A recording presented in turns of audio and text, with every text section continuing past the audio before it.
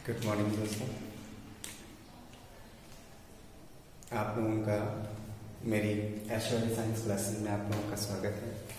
सबसे पहले मैं आप लोगों को थैंक यू बोलना चाहता हूं कि आप लोग मेरी वीडियो को इतना लाइक कर रहे हैं, उसके लिए धन्यवाद। और मैं चाहूँगा कि मेरे चैनल को और ज़्यादा से ज़्यादा सब्सक्राइब करें ताकि मैं इसी तरह आप लोगों को वीडियो बनाकर देता रहूँ और इस लॉकडाउन का आप लोग फ़ायदा उठाइए ताकि आप लोगों का जो सिलेबस है वो कंप्लीट हो सके। तो चलिए आज शुरू करते हैं इंटर की क्लास का अगला topic binding region. Binding region में मैंने आप लोगों को कई टॉपिक बताए हुए थे। उसके बाद आप लोगों का अगला टॉपिक है लंबवत द्विविभाजन। क्योंकि इंट्रोडक्शन में कुछ ज़्यादा समय निकल जाता है जिससे आप लोगों की वीडियो ज़्यादा नहीं बन पाती, तो मैं ज़्यादा समय ना लेते हुए आप लोगों का टॉपिक शुरू करता हूँ। तो अगला टॉपिक है लंबवत द्विविभाजन, जिसे हम लॉन्गिट्यूडिनल बाइंडिंग रीजन कहते हैं। ध्यान रखिएगा, लॉन्गिट्यूडिनल बाइंडिंग रीजन, लॉन्गिट्यूडिनल जो बाइंडिंग रीजन की डिवीजन की प्रक्रिया होती है वह प्रक्रिया किसमें होती है? तो यह जो लॉन्गिट्यूडिनल डिवीजन की प्रक्रिया होती है, ध्यान रखिएगा, ऐसे जीवों में होती है जिनमें फ्लैजला, ध्यान रखिएगा, जो फ्लैजलेटेड होते हैं। ध्यान रखिएगा, लॉन्गिट्यूडिनल डिवीजन उनमें पाया जाता है जिनमें फ्लैजला प्रेजेंट होता है। फ्लैजला, ध्यान रखिएगा, जिनमें फ्लैजला प्रेजेंट होता है उनमें लॉन्गिट्यूडिनल डिवीजन पाया जाता है। लेकिन लॉन्गिट्यूडिनल डिवीजन में सबसे पहले डिवाइड होता कौन है? ध्यान रखिएगा, इसमें डिवीजन की भी प्रोसेस होती है कि सबसे पहले डिवाइड कौन होगा। तो लॉन्गिट्यूडिनल डिवीजन में सबसे पहले डिवाइड कौन होता है? तो ध्यान रखिएगा, लॉन्गिट्यूडिनल डिवीजन में सबसे पहले डिवाइड होगा कसाब, जिसे हम फ्लैजला के नाम से जानते हैं। तो सबसे पहले हमारा कौन डिवाइड होगा? फ्लैजला। ध्यान रखिएगा, सबसे पहले हमारा फ्लैजला डिवाइड होगा। फ्लैजला के बाद हमारा न्यूक्लियस, कौन? हमारा न्यूक्लियस डिवाइड होगा। और न्यूक्लियस के बाद हमारी होल बॉडी, पूरी की पूरी बॉडी हमारी डिवाइड होगी। तो ध्यान रखिएगा, लॉन्गिट्यूडिनल डिवीजन में लॉन्गिट्यूडिनल डिवीजन वह डिवीजन होता है जिसमें फ्लैजला लॉन्गिट्यूडिनल डिवीजन वह डिवीजन होता है जिसमें लंबवत विभाजन पाया जाता है। लंबवत विभाजन ऐसे जीवों में होता है जिनमें फ्लैजला प्रेजेंट होता है। और सबसे पहले उसमें डिवाइड क्या होता है? फ्लैजला डिवाइड होता है, उसके बाद न्यूक्लियस डिवाइड होता है, फिर इसके बाद पूरी बॉडी डिवाइड होती है, जिसे हम लॉन्गिट्यूडिनल डिवीजन कहते हैं। और ये डिवीजन किसमें पाया जाता है? यूग्लिना। तो मुझे लगता है कि आप लोगों को समझ में आ गया होगा। अगर नहीं आया है तो मैं एक एग्जांपल और दे देता हूँ, आप लोग उसका यूज भी इस समय कर रहे हैं। खीरा तो आता ही होगा, है ना? तो खीरे को जब आप लेते हैं, उसको काटते हैं, खीरे को जब आप काटते हैं, है ना, तो इसमें क्या होता है? इसमें इसको जब आप काटते हैं तो इसको ऊपर से काटते हैं ऐसे। तो सबसे पहले आपका क्या कटता है? अपर पार्ट, इसे हम एज अ फ्लैजला मानते हैं। तो हमारा सबसे पहले ये वाला पार्ट कटता है, फ्लैजला कटता है, फिर इसके बाद हमारी ये अंदर की बॉडी कटती है, पूरी बॉडी एक दूसरे से सेपरेट हो जाती है। तो ध्यान रखिएगा कि यह डिवीजन कैसा होता है? लॉन्गिट्यूडिनल होता है। किसमें पाया जाता है? ऐसे जीवों में जिसमें फ्लैजला प्रेजेंट होता है। और इसमें सबसे पहले डिवाइड क्या होता है? तो इसमें सबसे पहले डिवाइड फ्लैजला होता है, इसके बाद कौन डिवाइड होता है? इसके बाद न्यूक्लियस डिवाइड होता है, और न्यूक्लियस के बाद पूरी बॉडी अलग हो जाती है। यहाँ पर देखिए, यहाँ पर हमने मदर सेल को लिया हुआ है जिसे हम यूग्लिना कहते हैं। यूग्लिना मदर सेल को लिया हुआ है। यूग्लिना मदर सेल में सबसे पहले फ्लैजला डिवाइड हुआ है, फ्लैजला के बाद न्यूक्लियस डिवाइड हो रहा है, और न्यूक्लियस के बाद उसकी पूरी बॉडी डिवाइड हो रही है। इसके बाद अगला टॉपिक है हमारा अनुप्रस्थ द्विविभाजन, जिसे हम ट्रांसवर्स डिवीजन कहते हैं, ट्रांसवर्स बाइंडिंग डिवीजन कहते हैं। तो ध्यान रखिएगा, ट्रांसवर्स बाइंडिंग डिवीजन क्या है? ये है कि आपका क्या? लॉन्गिट्यूडिनल बाइंडिंग डिवीजन, लंबवत द्विविभाजन, और ट्रांसवर्स बाइंडिंग डिवीजन जिसे हम अनुप्रस्थ द्विविभाजन कहते हैं। तो अनुप्रस्थ द्विविभाजन क्या है? तो अनुप्रस्थ द्विविभाजन वह विभाजन होता है जिसमें लंबवत ना होकर क्षैतिज होता है। ध्यान रखिएगा, क्षैतिज होता है। तो इसमें विभाजन की प्रक्रिया जीवों में अनुप्रस्थ अक्ष से शुरू होती है, मीन्स बीच से शुरू होती है। जैसे पैरामीशियम और जीवाणु में यह प्रक्रिया पाई जाती है। इसमें याद रखने वाली एक सबसे बड़ी बात है, ध्यान रखिएगा, पैरामीशियम में याद रखने वाली एक सबसे बड़ी बात यह है कि पैरामीशियम में दो न्यूक्लियस पाए जाते हैं। ध्यान रखिएगा, पैरामीशियम में दो न्यूक्लियस पाया जाता है, एक बड़ा न्यूक्लियस होता है और एक छोटा न्यूक्लियस होता है। बड़े न्यूक्लियस को हम क्या कहते हैं? बड़े न्यूक्लियस को माइक्रो न्यूक्लियस कहते हैं, सॉरी मेगा न्यूक्लियस। बड़े न्यूक्लियस को मेगा न्यूक्लियस कहते हैं और छोटे न्यूक्लियस को माइक्रो न्यूक्लियस कहते हैं, ध्यान रखिएगा।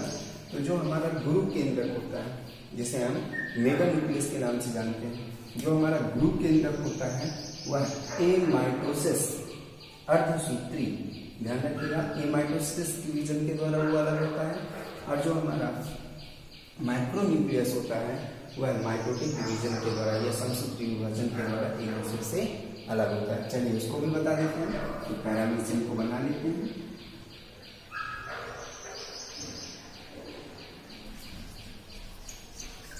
ये आप लोगों को समझ में आ गया होगा, नीचे स्पेस नहीं है इसलिए मैं इसको थोड़ा इरेज कर रहा हूं।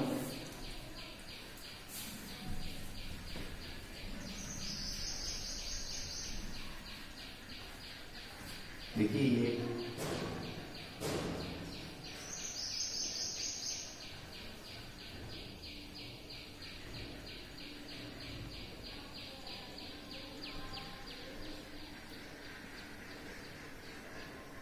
तो साइंस वालों से आर्ट बनती नहीं है, इसलिए सो प्लीज हंसिएगा मत।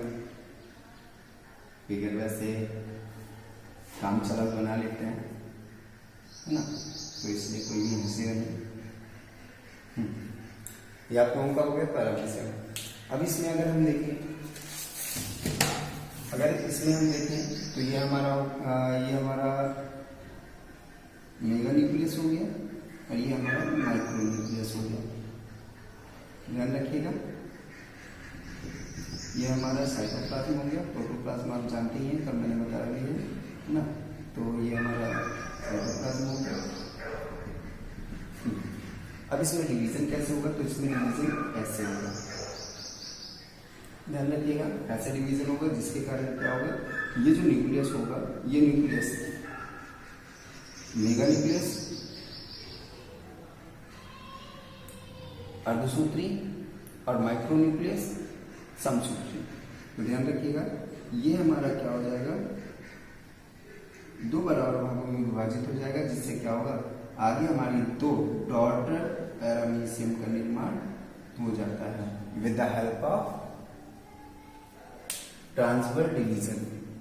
ध्यान रखिएगा, ट्रांसफर डिवीजन के द्वारा हमारा सबसे पहले क्या होगा, मेगा न्यूक्लियस डिवाइड होगा, फिर माइक्रो न्यूक्लियस, मेगा न्यूक्लियस किसके द्वारा होगा, माइटोसिस डिवीजन के द्वारा, और जो माइक्रो न्यूक्लियस है वो किसके द्वारा, माइटोटिक डिवीजन के द्वारा हमारा क्या होगा, ये दो न्यूक्लियस आपस में सेपरेट हो जाएंगे, और फिर इसके बाद होल बॉडी साइटोप्लाज्म और सेल बॉडी ये अलग होकर एक नए डॉटर सेल का, दो नए डॉटर सेल का निर्माण कर लेती है। तो आप लोगों को लॉन्गिट्यूडिनल और ट्रांसफर दोनों डिवीजन समझ में आ गए होंगे। चलते हैं अगले टॉपिक की ओर। चलिए रिप्रोडक्शन का अगला टॉपिक देखते हैं। रिप्रोडक्शन का अगला टॉपिक है मल्टीपल फिजन। मल्टीपल फिजन क्या है, मल्टीपल फिजन को हम बहुखंडन कहते हैं, बहुखंडन विभाजन कहते हैं। तो मल्टीपल फिजन क्या होता है, तो इस प्रकार के अलैंगिक चलन में जनक कई छोटे छोटे खंडों में विभाजित होकर अनेक संतति जीव का निर्माण कर लेती है, जीव को जन्म देती है। तो ध्यान रखिएगा, एक जो मदर सेल होती है वह मदर सेल छोटे छोटे भागों में विभाजित होकर एक नए जीव का निर्माण कर लेती है, कई ढेर सारे नए जीवों का निर्माण कर लेती है। उसे हम क्या कहते हैं, उसे हम मल्टीपल फिजन कहते हैं। ध्यान रखिएगा, कोई भी जीव कई भागों में विभाजित होकर, ध्यान रखिएगा, कोई भी जनक जीव कई भागों में विभाजित होकर, जितने भी भाग इसके विभाजित होंगे, कई भागों में विभाजित होकर कई नए या छोटे छोटे जीवों का निर्माण कर लेती है, उसे हम क्या कहते हैं, मल्टीपल फिजन कहते हैं। अब मल्टीपल फिजन का हम एक एग्जांपल देते हैं, जैसे मल्टीपल फिजन के अमीबा में बहुविभाजन। अमीबा में बहुविभाजन क्या है, तो ध्यान रखिएगा, ये मैंने नीचे फिगर बना रखा हुआ है, लैंग्वेज को याद करने की जरूरत आपको नहीं है, फिगर से ही आप लोग समझ सकते हैं। जैसे यहाँ पर मैंने एक नॉर्मली अमीबा बनाया हुआ है, आप लोगों को दिख रहा होगा, नॉर्मली अमीबा बनाया हुआ है, अमीबा जनक कोशिका जिसमें हमने लिखा हुआ है amoeba mother cell. Amoeba mother cell ये नॉर्मली है, लेकिन जैसे ही ध्यान रखिएगा, जैसे ही आप लोगों के पास भी मैंने इससे पहले वीडियो में भी बताया हुआ था कि जब प्रतिकूल परिस्थिति आती है, अनुकूल नहीं, प्रतिकूल परिस्थिति।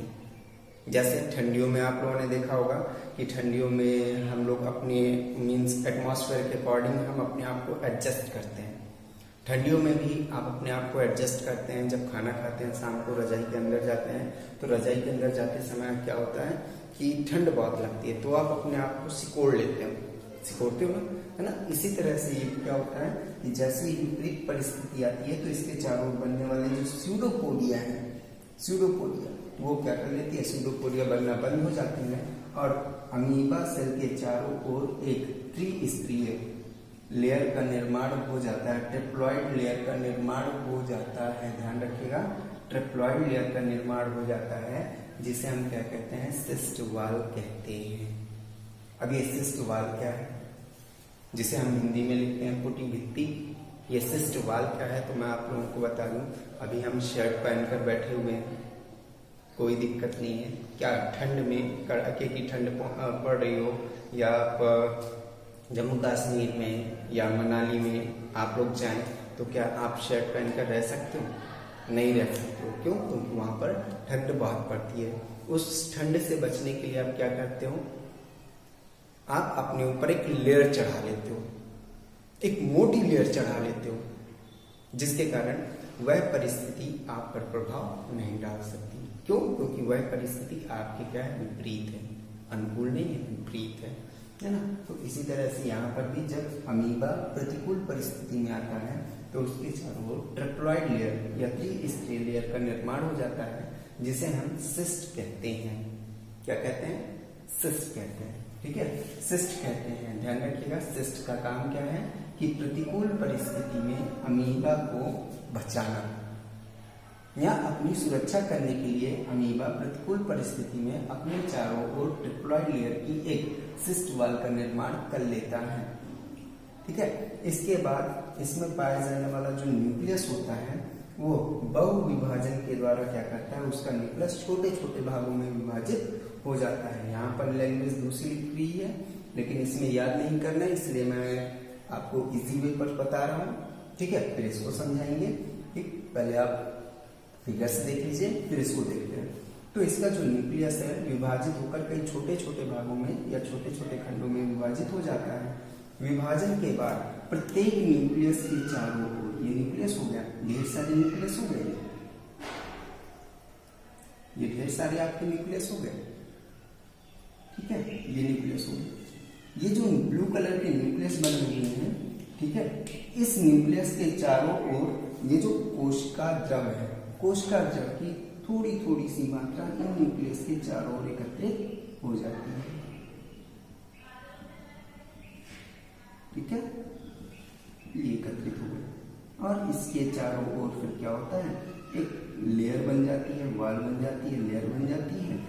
और फिर इसके बाद ये किसका निर्माण कर लेते हैं, अमीबा स्पोर सेल का निर्माण कर लेते हैं। अभी हमारी देखिए सिस्ट लगी हुई है ना, इसके अंदर अमीबा स्पोर सेल बन चुके हुए हैं, है ना।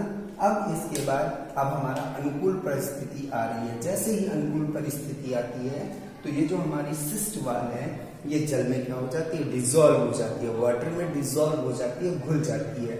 जैसे ही अनुकूल परिस्थिति आती है, ध्यान से सुनिएगा, अनुकूल परिस्थिति आने पर जो सिस्ट वॉल है वह डिसॉल्व हो जाती है, जिससे हमारी सिस्ट फटती है और फटने के बाद बनने वाले जो अमीबा स्पोर सेल हैं वो किसमें बदल जाते हैं, न्यू अमीबी में बदल जाते हैं, या एक नए अमीबा का निर्माण या अमीबी का निर्माण या डॉटर सेल का निर्माण कर लेती हैं। ढेर सारी डॉटर सेल्स का निर्माण हो जाता है। बात समझ में आई? ठीक है, तो ध्यान रखिएगा, अमीबा जब प्रतिकूल परिस्थिति में रहता है तो अपने चारों ओर ट्रिप्लॉइड लेयर का निर्माण कर लेता है। ट्रिप्लॉइड लेयर का निर्माण करने के बाद जिसे हम क्या कहते हैं, सिस्ट वॉल कहते हैं। इसके बाद जो न्यूक्लियस होता है वो कई भागों में विभाजित हो जाता है। विभाजित होने के बाद वह क्या करता है, अमीबा स्पोर सेल का निर्माण कर लेता है। और जैसे ही अनुकूल परिस्थिति आती है, सिस्ट वॉल जल में डिसॉल्व होकर हमारे क्या करती है, इन अमीबी सेल को फ्री कर देते हैं, या एक ढेर सारे अमीबी सेल का निर्माण हो जाता है, जिसे हम क्या कहते हैं, मल्टीपल फिजन कहते हैं। बात समझ में आ गई? अब चलिए इस लैंग्वेज को देख लेते हैं। विपरीत परिस्थिति में, ध्यान रखिएगा, विपरीत कह रहा है, अनुकूल नहीं, ठीक है। विपरीत परिस्थिति में अमीबा अपने स्यूडोपोडिया, जिसे हम कूटपाद क्या है, इसे हम फॉल्स फीट के नाम से भी जानते हैं, ध्यान रखिएगा। स्यूडोपोडिया को फॉल्स फीट के नाम से भी जानते हैं। ये फॉल्स फीट क्यों इसको कहते हैं? फॉल्स मीन्स होता है गलत, और फीट मीन्स होता है पाद या पैर, है ना। ऐसे पैर जो गलत हो, अर्थात इनको हम स्यूडोपोडिया या फॉल्स फीट इसलिए कहते हैं क्योंकि इनके जो स्यूडोपोडिया होते हैं वो बनते हैं और बिगड़ जाते हैं, जिसके कारण इनको हम फॉल्स फीट के नाम से जानते हैं। और इसीलिए, और यही कारण है कि अमीबा की जो स्ट्रक्चर होती है वो फिक्स नहीं, ध्यान रखिएगा, ठीक है। तो इसके जो स्यूडोपोडिया है, स्यूडोपोडिया के चारों ओर मोटी भित्ति, इस तरीके की ट्रिप्लॉइड लेयर की मोटी भित्ति, जिसे हम क्या कहते हैं, सिस्ट वॉल कहते हैं, उसका निर्माण कर लेती है। यह प्रक्रिया इनसिस्टमेंट या पुटी भवन कहलाती है, ध्यान रखिएगा। जब हमारा इसका निर्माण हो जाता है, सिस्ट वॉल का निर्माण हो जाता है, जब हमारा सिस्ट वॉल का निर्माण हो जाता है, स्यूडोपोडिया के चारों ओर सिस्ट वॉल का निर्माण हो जाता है, तो उसको हम क्या कहते हैं, इनसिस्टमेंट कहते हैं। मीन्स अमीबा के चारों ओर, स्यूडोपोडिया के चारों ओर जब ट्रिप्लॉइड लेयर का निर्माण हो जाता है तो उसको हम इनसिस्टमेंट कहते हैं। जब अनुकूल परिस्थिति आती है तो सिस्ट वॉल क्या हो जाती है, जल में डिसॉल्व होकर फट जाती है, जिससे इंसिस्टेंट अमीबा मीन्स इंसिस्टमेंट के द्वारा बनने वाले जो अमीबा हैं वो मल्टीपल फिजन के द्वारा क्या करते हैं, छोटे छोटे अमीबी का निर्माण कर लेते हैं, जिसे हम क्या कहते हैं, स्यूडोपोडियोस्पोर कहते हैं। अंडरस्टैंड? मुझे लगता है कि दोनों लैंग्वेज आप लोगों को समझ में आ गई होगी, और इसमें लर्न करने की कोई ज़रूरत नहीं है। ध्यान रखिएगा, बायो में लर्न करने की कोई ज़रूरत नहीं होती है, क्योंकि आज आप लर्न करोगे कल आप भूल जाओगे, है ना। जैसे आप लोग अपने घर में अपने पेरेट को पढ़ाते हो, पड़पट्टू चित्रकूटी दूध रोटी, वो आज तो बोलता है लेकिन कल वो भूल जाता है, लेकिन जब उसको आप कंटिन्यू करते हो, है ना, तो वो केवल एक ही शब्द बोलता है, पड़पट्टू चित्रकूटी दूध रोटी, बाकी इसके अलावा वो कुछ नहीं बोलता, है ना। रटेंगे तो वो आप लोगों को 1 दिन 10 दिन 20 दिन 1 साल, है ना, याद रहेगा, लेकिन इसके बाद आप भूल जाएंगे। लेकिन अगर आप लोगों ने फिगर से उसको समझा हुआ है ना, तो आपके साथ ये हमेशा रहेगा, कभी आप भूलोगे नहीं। तो ध्यान रखिएगा, बायो समझने की चीज है, ना कि रटने की। कोशिश करिए कि बायो को आप समझें, ना कि रटें। चलिए नेक्स्ट वीडियो मैं कल देखता हूँ, तब तक के लिए नमस्कार। घर पर रहिए, सुरक्षित रहिए, और मेरे चैनल को ज़्यादा से ज़्यादा सब्सक्राइब करिए, लाइक करिए, कमेंट करिए, और जो भी प्रॉब्लम्स हैं आप मेरे इनबॉक्स पर डालिए, ताकि मैं आप लोगों की प्रॉब्लम्स को सॉल्व आउट कर सकूं।